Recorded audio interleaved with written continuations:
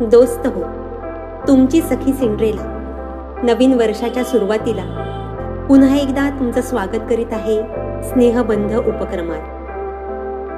दोस्तांनो, काही माणसं येत असतात आपल्या आयुष्यात जे सदैव आनंदाची पखरण करीत असतात, जे सुखाच्या ओंजळी मागून ओंजळी रिक्त करतात सुहृदयांच्या मस्तकावर, जे सळसळत्या उत्साहानं मुसमुसत असतात आणि चैतन्यमयता प्रदान करतात इतरांना, जे इतरांना मदत करण्यास केव्हाही तत्पर असतात आणि ज्यांच्या चेहऱ्यावरच्या अक्षय हास्याचा केवढा तरी मोठा आधार वाटत असतो. अशी माणसं जपावी कायम हृदयाच्या कोपऱ्यात. अशीच एक खूप जवळची जिवलग सखी, हसऱ्या चेहऱ्याची, सकारात्मक विचारांची, देवावर अखंड श्रद्धा ठेवणारी आणि चांगुलपणावर नितांत विश्वास असलेली, छान मस्त चौकोनी कुटुंब, एकमेकांवर निखळ प्रेम करणारं, अखंड श्रद्धेचा प्रवास करणारं. अचानक लागोपाठ दोघेही पती पत्नी एका वर्षाच्या अंतराने कॅन्सरग्रस्त झाले. पती आजारातून, केमोथेरपीच्या उपचारांतून बाहेर येत आहेत. तोच हिला ब्रेस्ट कॅन्सरचं निदान. तिला भेटले तेव्हा जाणवलं दोघांनी किती जिद्दीनं आजाराशी सामना केला.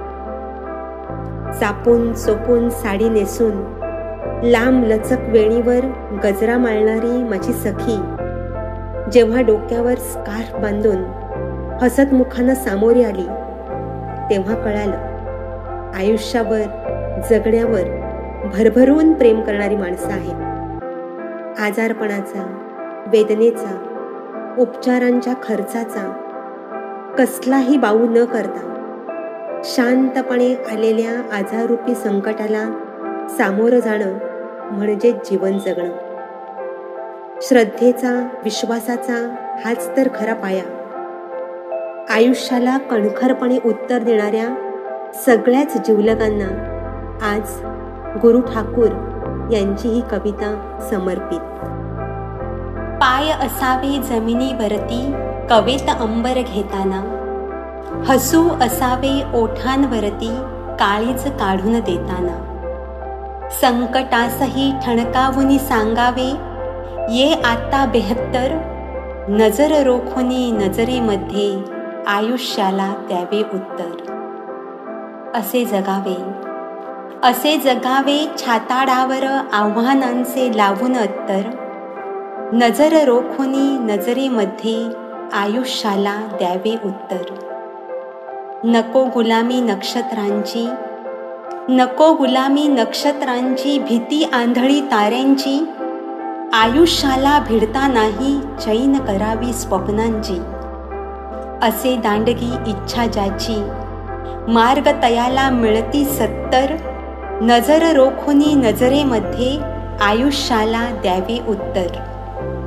पाय असावे जमिनीवरती कवेत अंबर घेताना, पाय असावे जमिनीवरती कवेत अंबर घेताना, करून जावे असेही काही दुनिया जाताना.